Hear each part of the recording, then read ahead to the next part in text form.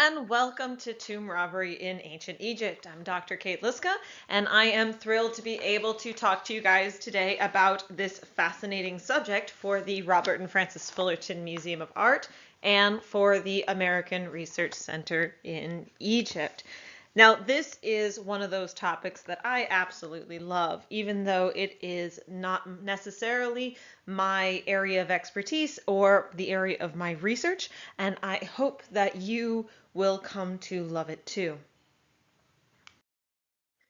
Now, the ancient Egyptians believed that in order to have a happy afterlife, they needed to be continued to be remembered in the afterlife. And as long as somebody living on earth still remembered them, then they would continue to live on in the afterlife. If everybody on earth forgot about them, they would die a second death. It's basically just like the movie Coco, even though these things are thousands of years apart and thousands of miles apart as well. And because they needed to live on in the afterlife through remembrance, they would build tombs to be remembered as well, because that's the easiest way for the living to be able to learn about who you are long after you died. Now, death for the ancient Egyptians was basically just like life on Earth, but without any problems. So you still needed to do everything you would do in normal life. You needed to eat, you needed to drink, you needed to go to work or have sex or pay your taxes or go to school, etc. And with all of these necessities for the afterlife, it meant that the one thing you really needed for the afterlife was stuff. Stuff to basically continue to live on in the afterlife. And so that meant that basically from the origins of early Egyptian religion, around 5000 BC, we can see the Egyptians being buried with things for the afterlife. And the wealthier a person lived, and the longer that they lived, the more things that they acquired for their tombs. It's almost kind of like an ancient Egyptian retirement plan. And so the wealthier and longer living people would have more stuff in their tombs. Now, the interesting thing is that everybody knew the stuff was there. So, of course, people paid attention to it. People are just, burying wealth in holes. Who does that? So there really is an allure to tomb robbing because all of these valuable possessions are no longer being used by the living and they're just underground. And who's going to notice if they get dug up anyway? So these tomb robbers would go out basically as soon as the Egyptians started doing this. Tomb robbing starts in the pre-dynastic period, 5000 BC, and they're very often robbed multiple times from the moment the person's interred until even the modern day sometimes. And tombs that are robbed are not just robbed once where everybody comes and takes everything out at one time. No. They're robbed hundreds of times, with each robber stealing just a couple of things from the time before. Now, I don't necessarily want to make ancient Egypt seem to be solely about tomb robbery. There were in fact equal opportunity thieves as well. Other people would in fact steal from houses or storage magazines or funerary chapels, etc., etc. But today we're going to be focusing on their theft from tombs. Now, tomb robbery in ancient Egypt worked really well also because of the economy. The ancient Egyptian economy did not use coin money until, something like 800 or 900 BC. Prior to that, for thousands of years, they had a barter economy where everything had a specific value. But you would buy a pair of shoes with grain or with metal or something else. And so if you are taking things from tombs, whether it's clothing or whether it's metal or whether it's pottery, just taking it down to the marketplace, you are going to find a place to trade it. And even if it looks like it had been stolen, well, you just take it down the river a couple of miles and find a town that you hadn't been to before. So it's fairly easy to get rid of stolen items as well. Now, thousands and thousands of tombs were robbed in ancient Egypt. In fact, archaeologists digging in Egypt today basically have to assume that every single tomb that they excavate absolutely had been robbed probably hundreds of times before they got there. finding an absolutely intact tomb is basically unheard of. But today I want to not just look at tombs that were robbed, I also want to look at how the living tried to design tombs so that robbers wouldn't be able to break into them, and at the same time, how the robbers would in fact be able to get around the designs and interests of the living people too, because it is really fascinating. And the first tomb we're going to look at is the Great Pyramid of Giza, built by our friend King Khufu around 2600 BC in the 4th dynasty. Now, one of the first things that they do is they hide the entrance to a tomb. I mean, that seems like a no-brainer, right? If the thieves can't find the way to get in, then they can't steal things from it. So a lot of these tombs don't just have a front door, and of course there are usually guards within cemeteries, so if a guard sees somebody walking around a tomb, they in fact might stop that person from actually breaking into it. And then the Great Pyramid is like that. It in fact had a door on the north side that you couldn't see from the exterior. Now, when the tomb robbers did in fact break through this door, it was one solid piece of limestone that was flush with the rest of the pyramid face, and it bent upwards. But that would lead to a descending tunnel that would go to the unfinished chamber. That's where basically nothing was. The unfinished chamber had nothing in it. They didn't even finish it. The king and his things were in fact in the upper chambers. But it was basically impossible to get to the upper chambers the way that the ancient Egyptians had planned it, because there was a hidden door in the wall, and even once you found that hidden door, right behind that hidden door were 3 giant portcullis stones of red granite. These 3 stones probably weighed about 10 or 20 tons each, and they were laid back to back. Now, granite is really, really hard. It's something like an 8 on the Mohs scale of hardness, which means that not anybody can just, easily crack granite. You need to be a skilled stonemason to be able to do it. You need to have the tools and the know-how to get through that rock. And in fact, those granite stones are still there to this very day. Nobody's managed to penetrate them. But they didn't necessarily need to penetrate them, because most of the earlier tomb robbers found this other tunnel that people refer to as the Workmen Shaft. Now, the Workmen Shaft is this small teeny thing that you need to shimmer up and down from, but it's enough for a person to move through it and then take some small objects out with them. And this is likely how the tomb was robbed for thousands and thousands of years. Larger objects probably weren't robbed until about 820 AD, until we have an account by the Caliph Mamun at that particular time. And the Caliph Mamun wanted to be able to get large objects out of the tomb.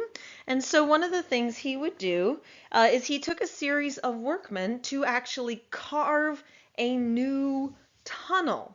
And this new tunnel was basically carved directly through the limestone blocks of the pyramid to segue with that original tunnel on the other side of the granite blocks. They used iron picks and crowbars, and they would pour cold vinegar on heated stone that would make them crack. In fact, for all of you who've actually been in the Great Pyramid, this is the tourist's entrance. You've actually walked through this tomb robbing tunnel to be able to climb into the rest of it. But even for the tomb robbers who had been there and robbing from this place thousands of years earlier, getting into the burial chamber of the king was not an easy thing either, because after the king was buried, 4 giant stones would be lowered into place to actually lock people out of this zone. So whoever did break into the Great Pyramid chamber still needed to have enough knowledge to be able to crack these stones as well. So even from this very first pyramid and its history of tomb robbing, we can see a couple of constants right away. First, it takes a lot of time. It takes a lot of work. It takes specialized equipment. And this almost cannot be done by one person. It cannot even be done by a small group of people. This type of tomb robbing has to be done with a large, knowledgeable group, which means that whenever a lot of people broke into these tombs, it was probably also sanctioned by some sort of local official, like our Caliph Mamun or many other people from ancient Egyptian times too, that let people do this. Now, royal tombs were not the only ones to be robbed. I don't want you to think that everybody just went after the kings and that was it. They went after all the other people too. And there's one particular fascinating story of a tomb from the 5th dynasty at Abu Seer. So that's something like 2300 BC. But just a point of note for all of you Egyptologists listening out there, none of these images are actually the 5th dynasty from Abu Seer. They're just filler images, but you'll get my point anyway. Anyway, the Czech team excavating from the 5th dynasty tomb at Abu Seer found a tomb that seemed never to have been robbed. Okay, so every tomb has two sections to it. It has an above ground section that was open to the public for people to come in and remember the deceased. But then it had a below ground section, and that's where the body was, that's where the stuff was, and that shaft connecting the two would have been filled with dirt after the funerary ceremony. So when the excavators were actually excavating into this tomb, they started digging down the shaft, and they found all 5th dynasty dirt. It was kind of amazing. They're like, wait, where's our later dirt? Where's our later pottery sherds showing all of the people getting into the tomb before us? But it wasn't there. It was a pure context. And they started to think, maybe, was this tomb not robbed? Wait a second. Was this tomb not robbed? That's kind of crazy. And as they got to the bottom, through a 5th dynasty level, they found out that the tomb, in fact, had been robbed. It had. But yet the shaft was still all 5th dynasty, which means that the only real answer is that the deceased person was robbed probably by the very priests who buried him. And right after the family signed off on the funeral and all they needed to do was fill in the shaft, the priest just kind of took all the stuff back out for themselves and then filled in the hole. I mean, how would the family ever know? So this happens frequently, it happens regularly, and it happens by people even at a contemporary time as well as later. Now, there are 3 particular ways to, in fact, protect your tombs in ancient Egypt. And we've already talked about 2 of them. The first one is, of course, our architectural features, things like hidden doorways or giant portcullis stones, stopping people from actually entering or requiring you to have advanced knowledge to get through. Now, I do want to put a pause on this right now. That historical documentary that's close to my heart, better known as Raiders of the Lost Ark with Indiana Jones, is in fact not true when it comes to ancient Egypt. Ancient Egyptian tombs were in fact not protected with things like booby traps and poison darts. I know, I was devastated too. That didn't happen here. But they still did have these other very, very cool architectural features. And I'm hoping that by the end of this talk, you'll realize how cool those things really are as well. Now, the second way to protect your tomb is through guards and administrators. I mean, if you hire people to protect the cemeteries, they should be able to turn in suspicious tomb robbers or people breaking into the tombs. And even if they didn't turn them in, they'd still have to be bought out. They'd still be a factor in some capacity. Now, the third way to protect the tombs is through ancient Egyptian magic. That is, of course, by putting a curse on your tomb. And in the Old Kingdom, these curses were always usually on the front door, but they were kind of bland. So here's one in particular. As for any man who will enter his tomb after he has eaten the taboos which a blessed spirit abominates, I will be judged with him in the council of the great God. That's Osiris, the god of the dead, actually. So, okay, so what does this really say, right? If you do something the deceased person doesn't like, God is going to get you, beware.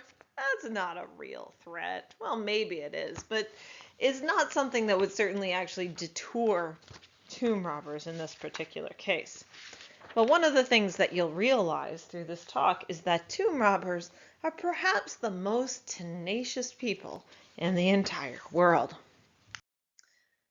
Now, the real problem with guards in cemeteries is that when the government falls apart during times of civil unrest, during times of civil war, decentralized government, nobody's protecting the cemeteries anymore.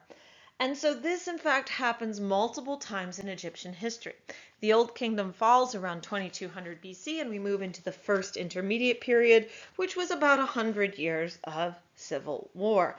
It is a time of possibly famine and great poverty, and also massive destruction, decentralized government. And this is definitely the time when the tombs of the Old Kingdoms were plundered and robbed with impunity. And we know that through archaeology, but also through textual records too. So we have one really cool text called the Instructions for King Merikare. There's a king by the name of Merikare. He's telling his son how to be a good king and the things he should do and the things he should not do. And one of the very cool things that Merikare actually does say to his son is that he regrets a time when he let his soldiers pillage a cemetery. It was right after a battle. He thought that they needed to be rewarded, and so their reward was to be allowed to rob the tombs, and he looked the other way. But he talks about this with this incredible regret in his soul. Regardless, we know from this quote that tombs were robbed during the first intermediate period, and they were sanctioned frequently by people in charge. So the Egyptian government manages to get it back together again and start the Middle Kingdom, something around 2100 BC, something like that. And they put in place the same protections for tombs. They still have these giant architectural features. The guards come back. But the one thing that changes is the curses. They don't go from that light, heartfelt curse of God is going to get you. No. They go all in. So, well, here's basically the worst curse I could find from the Middle Kingdom. It's from a place called Moala. It says, as for any governor, any wad priest, any ka priest and scribe, any nobleman who will take the offering away from my statue. Now notice that. All the guy needs to do was take the offering away from his statue. Taking some bread out of the tomb. This is not destruction. This is not theft. This is stealing a small amount of food. But the curse says, his arm will be cut off like that of an ox, and his neck will be severed like that of a bird. His position will no longer exist. The position of his son will no longer exist, and his God will not accept his white bread. He is destined to fire, and his children to flame, his corpse being destined to a smelling of the earth. I shall be against him like a crocodile in the water, as a snake on the earth, and as an enemy in the necropolis. So this is a really interesting quote. I mean, we see physical mutilation as a threat, which, looking at ancient Egyptian punishment for crimes, seems to be an actual real punishment that was used frequently. But he goes far beyond that. He's going to lose his job. His kid's going to lose his job. The gods are going to ignore him. And of course, both he and his children will be burning for all of eternity. So this is not a curse that you really want to mess with. And it isn't just the curses that change. They really upgrade the architectural features and the means of trying to protect the tombs at this point as well. And we see that in the construction of the royal tombs in Egypt. So for instance, this is the pyramid of King Amenemhat III at Hawara. And they had noticed that all the tombs of the Old Kingdom had been destroyed, and they were worried about being broken into, so they decided to change a lot of things. So the first thing that they did might seem small, but it's actually a big deal. They moved the entrance of the pyramid to the south side. Okay, so who cares, right? Well, the entrance, for religious reasons, is always on the north side. The north is important, but yet they put it on the south. Because if you're a tomb robber, the first place you're going to go is the north side, and then you're going to look and look and look and look and look, and you'll never find it. So being able to waste the tomb robber's time is one of the best things that these guys can do, so that, the guards show up, the local officials step in, and people actually stop the robbers. And yet, after you found the entrance to the pyramid of Amenemhate III, you would run down a corridor into a small chamber that looked like the end of the line. Nothing was there. At which point you would pick up and go home. No. Tomb robbers never quit. You'll see that time and time again. Now, what they didn't know is that there was, in fact, a trapdoor that needed to be found. And this one's tricky. It's in the ceiling. And after you find where the trapdoor is, you then have to realize that there is a giant portcullis stone behind it. It is, in fact, a 20-ton slab of granite that you had to either break or move sideways. This is not easy to do. You need skilled labor to be able to do it. And yet the robbers did it. They broke through that first trapdoor. So after they managed to break through this first trapdoor, they would then run down another passage known as the Blind Corridor, which is basically a road to nowhere. And it's funny because the first person who excavated this particular pyramid, Sir William Matthews Flinders Petrie, said that he found a lot of mud brick in this corridor in particular. And I wonder if the original people who protected the tomb actually filled the whole corridor with mud brick. Well, what would that do? I mean, I can move mud brick. It's not that hard, but it does take a lot of time. And so that might have been one of these things. You give the tomb robbers a task where they have to move a corridor full of mud brick. And then what are you going to do with that? Empty it out the front passage? The guards are supposed to notice. But regardless, this blind passage didn't actually lead to the burial chamber. And so eventually the tomb robbers gave up in this direction and went back to look for another trapdoor. Surprise, surprise, there was in fact another second trapdoor in the ceiling with a giant portcullis stone behind it, after which time they could run through the east passage and get through yet another giant portcullis stone door, the third one, in the ceiling again, and make it through that particular passage. This was not very easy to do. And finally, they could get to the burial chamber where Amenemhate III had actually been buried. But this is where the ultimate method of protection for the body of the king lay. Amenemhate III was interred in a giant yellow quartzite sarcophagus. It weighed 110 tons, and it was only two pieces. So the sides and the back and the bottom, 4 of them, were one piece. And then the top and the front was a separate piece. So after the king was buried, he would be slid into the sarcophagus, and then the top would be lowered over the king's body using sand hydraulics, actually. And if you've ever seen the great movie from the 50s known as The Egyptian, they actually do showcase how sand hydraulics would have worked in that particular movie. It's quite fascinating. But unlike that movie, no humans would have been buried with the king, of course. But this would have locked Amenemhate III into stone, where nobody should be able to touch him. But of course, they did. His tomb was robbed, just like every other king before and after him, regardless of what they did to try to protect the tombs. Now, the King Sinwazir III of the Middle Kingdom tried a different tactic.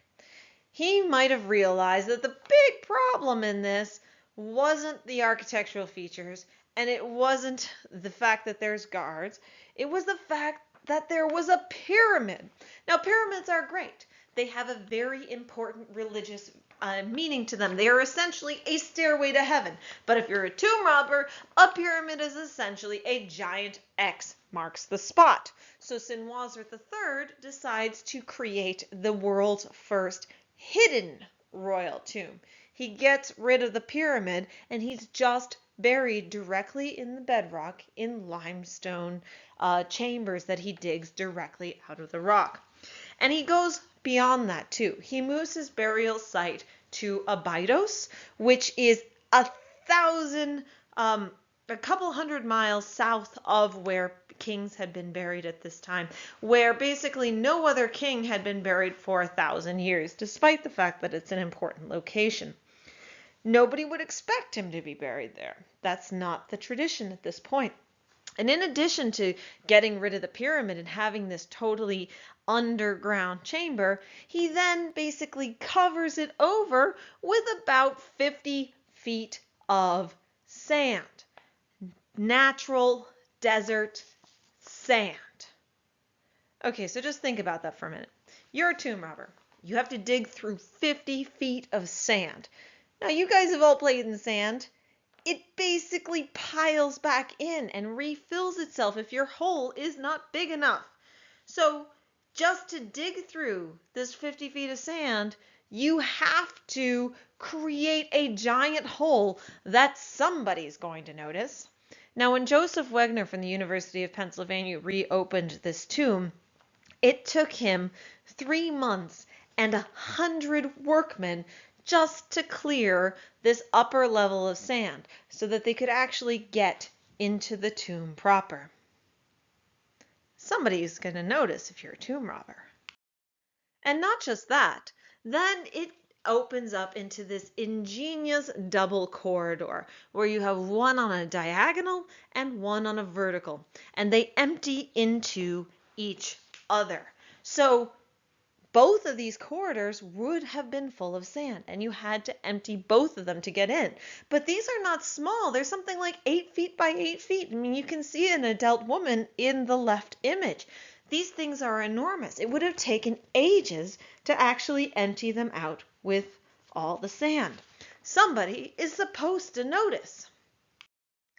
Finally, once they actually get into the lower corridors, they then end up in this small room that seems to be the stopping point of the tomb without the king's actual burial in it. And at that point, maybe the tomb robbers think, somebody got here before us, we'll just quit. No, tomb robbers never quit. Just like in the Pyramid of Amenemhat III, there is another giant portcullis stone that is effectively blocking a trapdoor in the ceiling that they have to move with labor that has the ability to break this type of rock. Finally, after they crack that trapdoor in the ceiling, they get to run down a corridor where they then come in contact with the double shaft. The double shaft basically goes down about 50 feet straight down. And then all of a sudden you have these giant portcullis stones at the bottom that you have to break. And then it goes back up again about 50 feet. So that's great. I mean, either they're full of sand and you have to shift all of that sand not just over, but out of the entire burial, or you still need a giant ladder and skilled labor to be able to do this. But they did it. They broke the giant double shaft and the portcullis stones at the bottom, and they got into the second shaft. So in the second shaft, they're like, okay, well, we kind of learned about these trapdoor things. I bet there's a trapdoor around here somewhere. I'm going to look for it. Now, what they didn't know, they eventually found the trapdoor in the upper left-hand corner. So then they had to stand on a ladder to be able to move the next giant stone. This is very interesting, though, because essentially what happens is it isn't just one giant granite block behind that trapdoor. Senwosret III very smartly lined it with 10 giant granite stones. So the tomb robbers were also, pretty smart. They know that granite's hard, but the entire tomb is built out of limestone. So instead of trying to break the granite, they dug under the limestone until that granite block on the right crashed down and they moved it. So, in your historical fictions, you can kind of imagine that there's a poor tomb robber's body still crushed under that stone today that nobody can still see. And at that moment, the tomb robbers realized that this isn't just one block like everything else. This is, in fact, a whole blocked corridor. So what did they do? They didn't give up and go home. Oh, no, no, no. They decided to dig a parallel passage that ran from where that stone fell into the corridor, basically checking back to show that there were giant granite stones the entire way. Limestone soft, they can carve through that pretty easily. Now, another thing that they didn't know is that Senwosret III strangely put his sarcophagus in the middle of the tomb, not at the end. That's weird. So they didn't expect that. When they got to the other corridor, they were basically able to go to the end of the tomb. And they did. They ran down the rest of the curvilinear tomb a pretty long way to the final chamber, where they found nothing. And so they're like, okay, well, where's the sarcophagus of the king? Where is it? Where is it? Where is it? And of course, they're going to start looking for trapdoors. Like, it's got to be here somewhere. And so they start ripping out all the walls and getting to the bedrock. Nothing. And they move back through all of those corridors, and they move back through all of those walls, ripping out the walls, making a giant mess, and they find nothing. They work their entire way back to that central point, ripping out every single wall. And finally, they find the sarcophagus with Senwosret III inside of it. Now, of course, there's this little cute locking mechanism on their sarcophagus as a last-ditch effort, but they get through that too. And the tomb of Senwosret III is actually robbed. This was a monstrous effort. It took hundreds of people, an exorbitantly long amount of time. It was also well funded. So it absolutely had to have been sanctioned by local leaders. And we also know that it happened in the Second Intermediate Period. So it's pretty possible that the kings of the Second Intermediate Period that were living at Abydos, the quote-unquote Abydos dynasty, led by now famous kings like Seneb-K, might have actually have been the same ones that were robbing the tomb of Senwosret III. There's no escaping tomb robbing.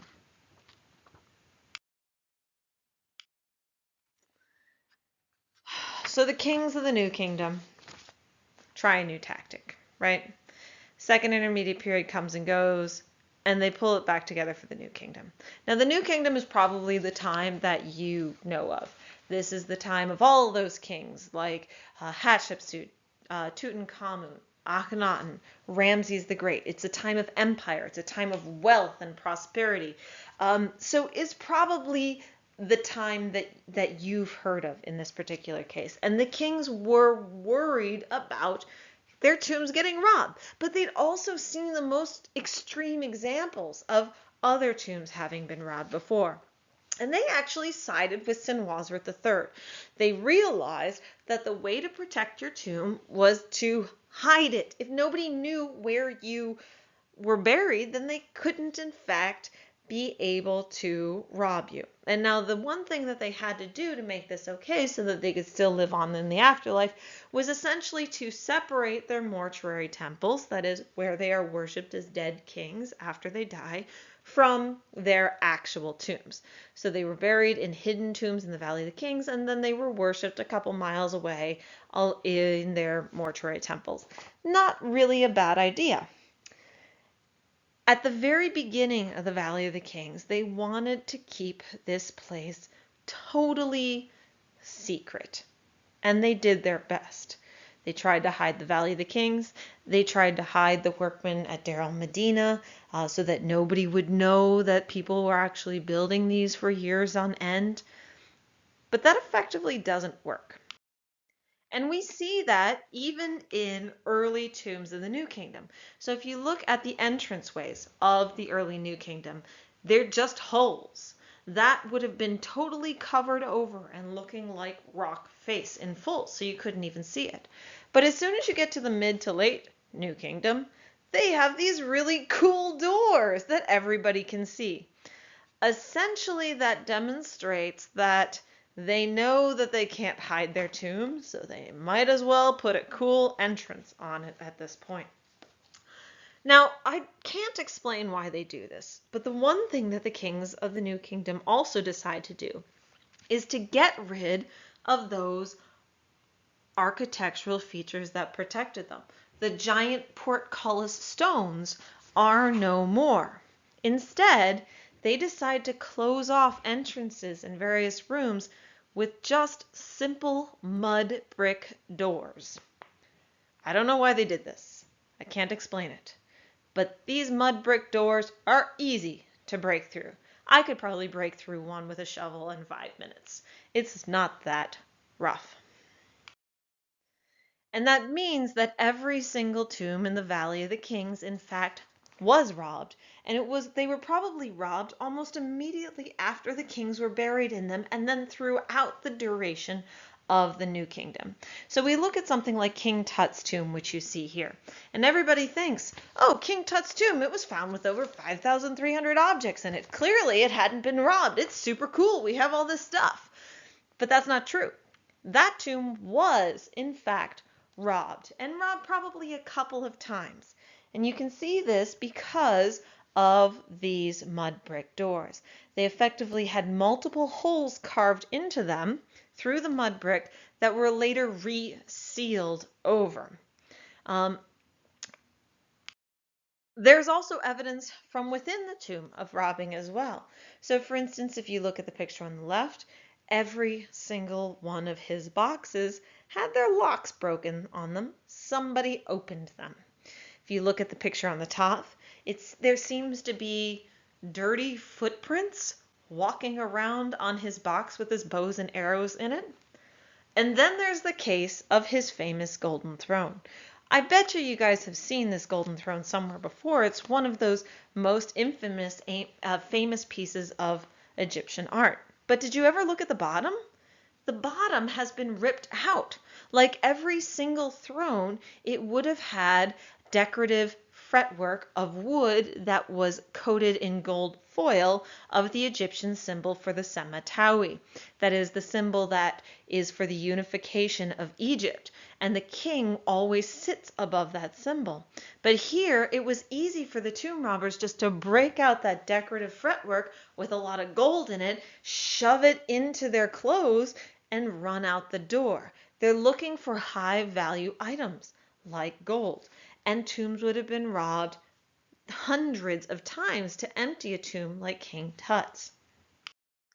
We can also see tomb robbing when we look at how the tomb is organized. So the first room, the antechamber, is a mess, but it seems like administrators that reclosed the tomb after the tomb robbing basically just shoved everything into the corners and everything into the sides and kind of like just pushed it around so it wasn't so bad.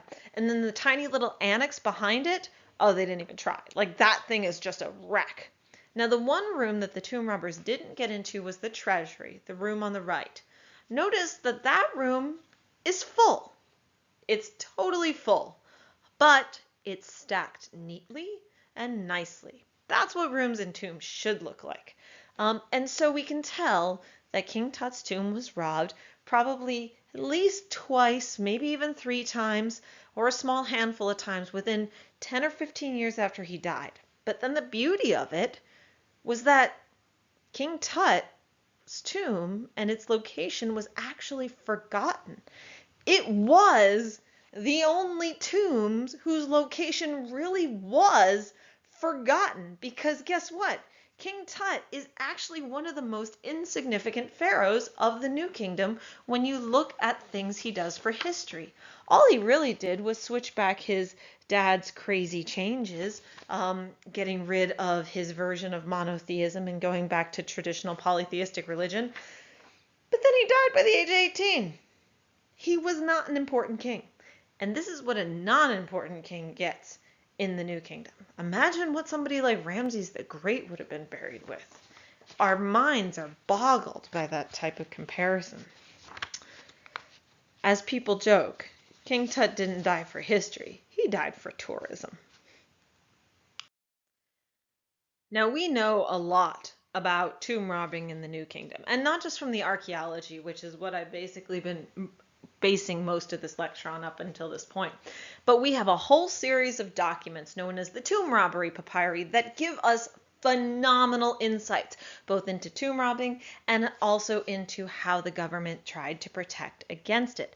The tomb robbery papyri are judicial papyri. And as judicial papyri, they record the trials, or at least summaries of the trials. They record what the tomb robbers did, and also how the administrators tried to stop them, or not stop them. And they give us really, really cool information into who was robbing the tombs as well. And you shouldn't be surprised to find out that the tomb robbers were not the poorest of the poor. Very often, the robbers themselves are middle class, upper middle class people, people that have other jobs or have connections or have inside knowledge, not necessarily the people that were the same people that built the tombs, but their second cousins that heard what was going on along the way and other things. We also see a very elaborate connection with administration and corruption on so many levels. And another thing that we see is that tomb robbing is now easy. It happens all the time. It isn't 100 guys that's orchestrated by a local official. No, it's now 5 to 10 guys going out at night every evening after their day jobs and trying to steal some objects. A lot of these times, these tomb robbers would work together, or sometimes they would fight with each other or quarrel with each other. This is a very real thing. And we actually have the testimony of one such group of tomb robbers in these papyri. It says, "We went to rob the tombs in accordance with our regular habit." They do this all the time. "And we found the pyramid tomb of King Sobek and Soph II. This being not at all like the pyramids and the tombs of the nobles which we habitually went to rob. We took our copper tools and forced our way into the pyramid of this king through its innermost part. We found its underground chambers, and we took lighted candles in our hands and went down. Then we broke through the rubble and found this god," that is the king, "lying at the back side of his burial place. And we found the burial place of Queen Nebkaz, his queen, situated beside him." It goes on. "We opened their sarcophagi and their coffins in which they were, and we found the noble mummy of this king equipped with a sword. We collected the gold we found on the noble mummy of this god, together with his amulets and jewels which were on his neck. And we collected all that we found on his queen and his queen's mummy likewise. And we set fire to their coffins. We took their furniture, which we found with them, being made up of gold, silver, and copper, and we divided it amongst ourselves. 20 devon of gold was distributed to each of the 8 men." So we see a lot of really interesting things in these particular quotes. Notice how they're taking small, valuable items, especially metal and jewelry, things that they can hide in their coat, they can melt down, and they can easily trade to earn a lot of money. Now, the other thing is that they set fire to the coffins of the dead king and queen. This is really interesting because that means that when these tomb robbers are picked up by the police, they are not put on trial for being thieves. No, no, no, because they have effectively killed the king in the afterlife. So they are going to be on trial for regicide, not theft. That is a very, very big difference. And so you might ask, well, why would they do that? Why would they bother to set fire to their coffins? What's the point? Well, you have to understand how mummies are made. Mummies are, of course, wrapped in linen around the body, connected with lots of different types of goos, making them sticky and hard to unwrap. And within each of the different levels of the mummy, you have lots and lots of jewelry buried on the actual person. So how do you get that gold and jewelry out? You can unwrap the mummy, taking days, or you can torch it. And if you set fire to it, then you basically just rummage through the things, and the things that don't burn are the things you want: gold and precious stones.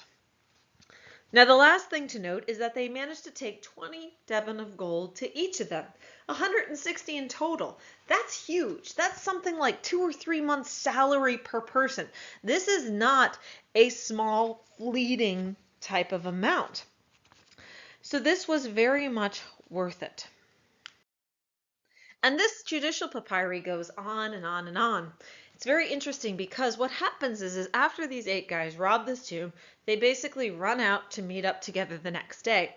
And one of the 8 is picked up by the police and put within the mayor's house until the mayor gets there. And at that point, the scribe of the district is essentially talking to this tomb robber. And the scribe of the district is like, no, what's happening here? So the tomb robber has a brilliant idea.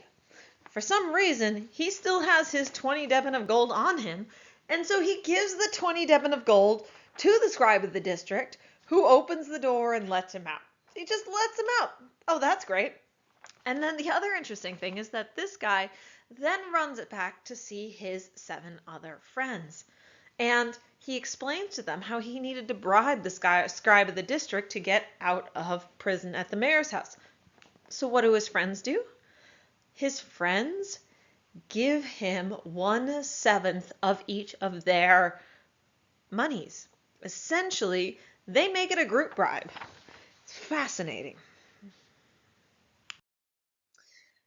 So what in the world is the administration doing about this, right? I mean, this is common. It is absolutely everywhere, happening by lots and lots and lots of different people. Well, you have to understand how Thebes is organized at this point. Now, Thebes has a river running through it. And because it's a big city that's on both banks, it has 2 mayors, an East Bank mayor and a West Bank mayor. Now, on the East Bank, you have things like the cult temples and houses, and the mayor runs that type of stuff. The West Bank mayor is where most of the deceased would be buried. That's where the tombs are, some mortuary temples, and some other things. So it is clearly within the West Bank mayor's jurisdiction to take care of the tomb robbing. It's happening on his watch. But the mayor of the East Bank, even though it's not in his jurisdiction, keeps hearing things. And this is a guy by the name of Persevere. We'll call Persevere the good mayor of the East Bank. And he hears so much and so much and so much. He's like, I got to do something about that. That bad mayor on the West, he's not doing anything. So Persevere starts to gather testimony to try to figure out, to build a case to be able to effectively capture these tomb robbers. Now, by gathering testimony, that essentially means grabbing accused tomb robbers and getting them to tell them what they know. Well, how do they do that? They did that through beating them. And they would beat them on their feet or on their backs or on their hands until the tomb robbers told them what was up. Now, the ancient Egyptians weren't stupid. They knew that if you beat somebody, very often you would not get the truth. They'd basically tell you whatever you wanted to hear, so you'd let them go. And so what they would do is a couple of things to try to beat that.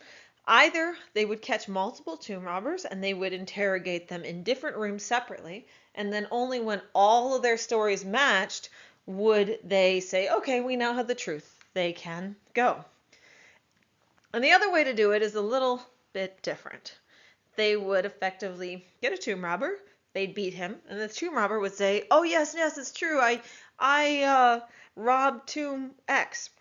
And so then they would blindfold this guy, take him to the general vicinity of tomb X, they would take off the blindfold, and then look out on the landscape and say, okay, go ahead, go and find it. It's around here somewhere. Just show us where tomb X is. Now, the weird thing about this is if the tomb robber was able to find the tomb, he then demonstrated he was telling the truth, and he was found guilty. But if he didn't find the tomb, it was said that he had been lying and wasn't actually a tomb robber and would be let go. And just let that sink in for a minute. It's a little backwards. But, I mean, how many options do you actually have?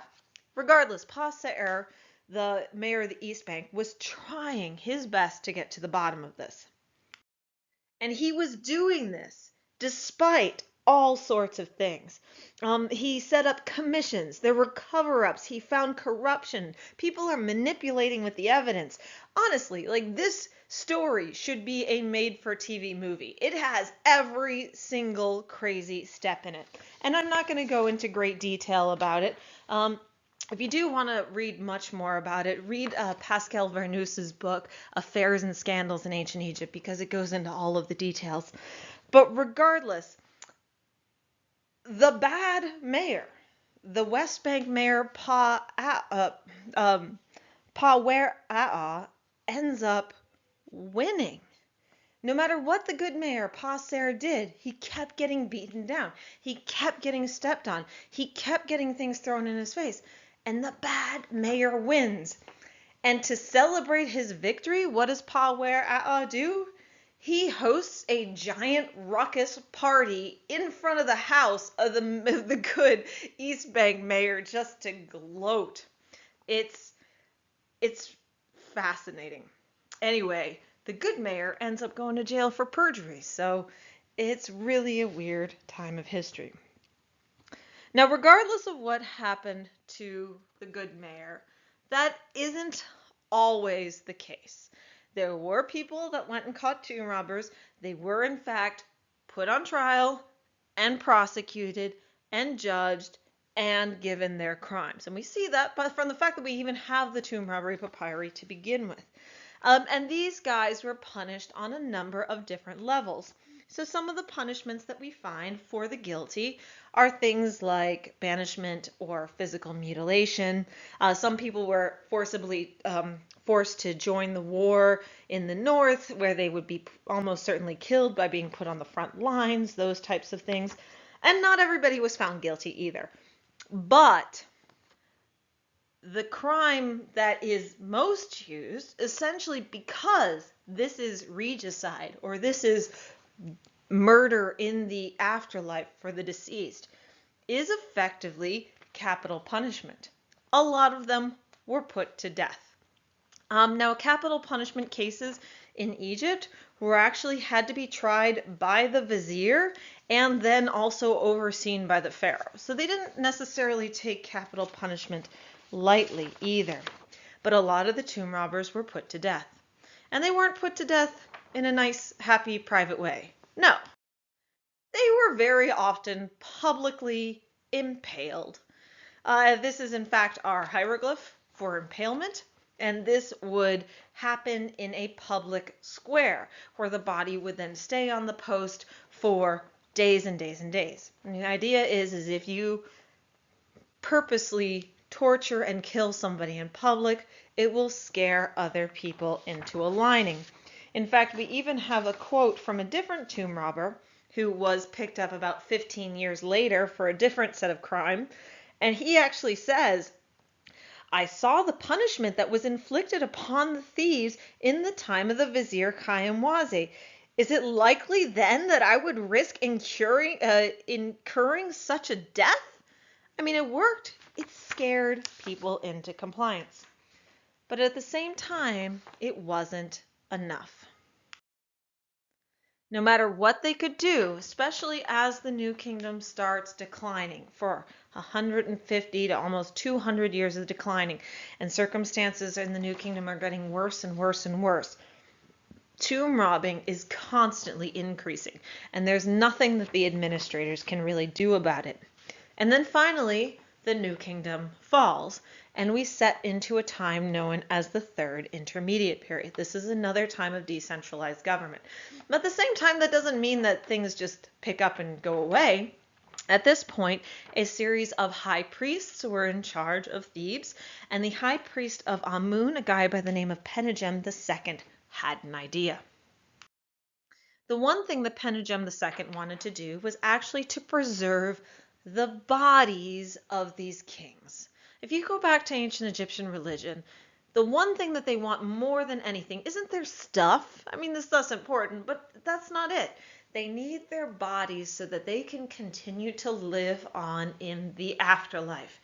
So he considers their tombs a lost cause, and in a secret night with a very small group of people, he authorizes opening up every single tomb in the Valley of the Kings, well, most every tomb in the Valley of the Kings, taking out the bodies of the kings, sneaking them around the hill, and putting them in an actual super secret tomb on the other side that's now referred to as the royal cache, because that's where the cache of kings were found. They put little labels on each of them so that you would know who these individuals were, and they would stack them within the tombs.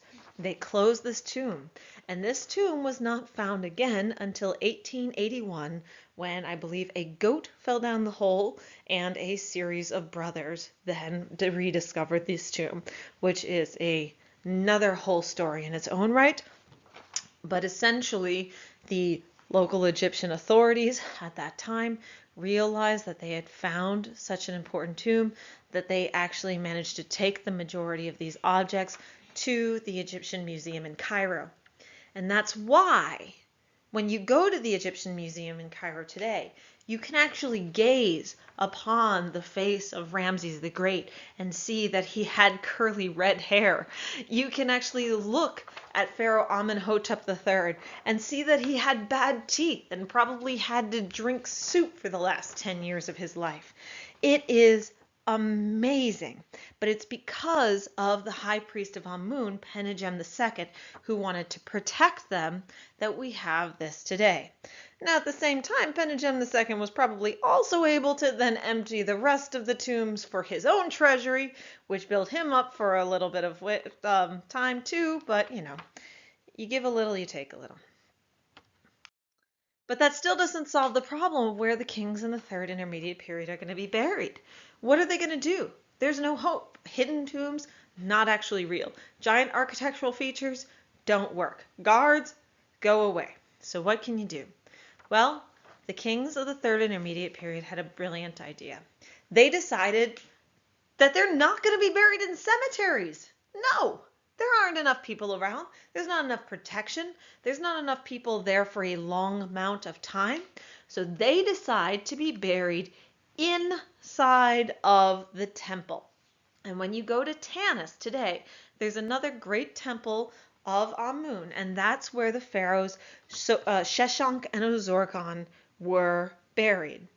And because of this high traffic, high important area for hundreds of years within a temple, these are the only two royal tombs that were never actually robbed.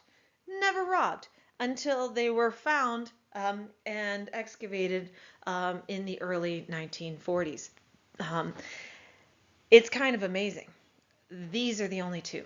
So I hope that you learned some very interesting things today, and I hope that you enjoyed the talk, and thanks for listening.